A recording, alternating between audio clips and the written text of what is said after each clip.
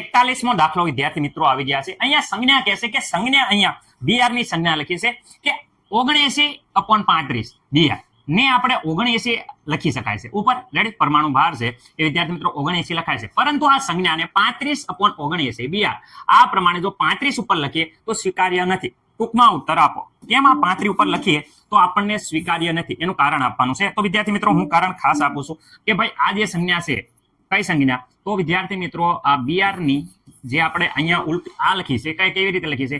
તો ઉપર 35 અને નીચે 79. આ યોગ્ય નથી. શું છે? યોગ્ય નથી. સર યોગ્ય નથી તો અમને કે ઉપર પ્રશ્ન કહી દીધું છે, કારણ આપો.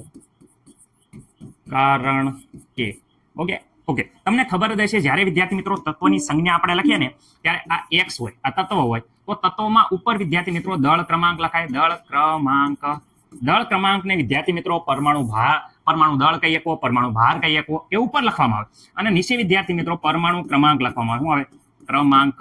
અને પરમાણુ ક્રમાંક છે એ પરમાણુ ક્રમાંક પ્રોટોનની સંખ્યા જેટલો હોય, અને દળ ક્રમાંક છે પ્રોટોન પ્લસ ન્યુટ્રોનની સંખ્યા હોય. તો આ દળ ક્રમાંકમાંથી પ્રોટોનની સંખ્યા બાદ કરવી તો ન્યુટ્રોનની સંખ્યા મળી જાય. તો આમાં જોઈએ કે ભાઈ અહીંયા જોઈ શકો છો કે પ્રોટોનની સંખ્યા, કોની સંખ્યા? તો આમાં વિદ્યાર્થી મિત્રો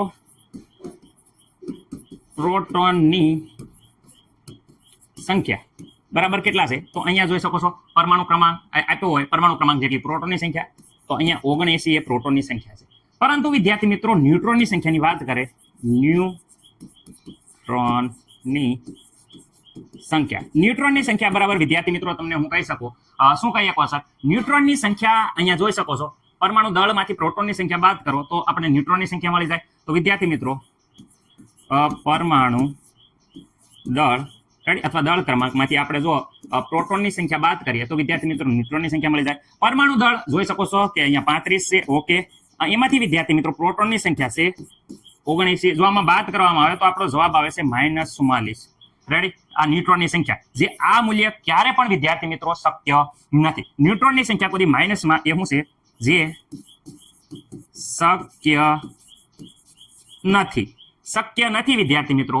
એટલે કહેવાય કે આ પ્રમાણે લખી શકાશે નહીં. એટલે વિદ્યાર્થી મિત્રો હંમેશા આપણે વધારે વેલ્યુ વાળી ઉપર લખવી પડશે અને ઓછા વેલ્યુ વાળી નીચે લખવી પડે. આ શક્ય છે. રેડી, જ્યારે વિદ્યાર્થી મિત્રો તમે આ કરો એવી રીતે ઉપર લખો 35 અને નીચે લખો વિદ્યાર્થી મિત્રો 79, આ યોગ્ય નથી. ઓકે, ખાસ યાદ રાખજો.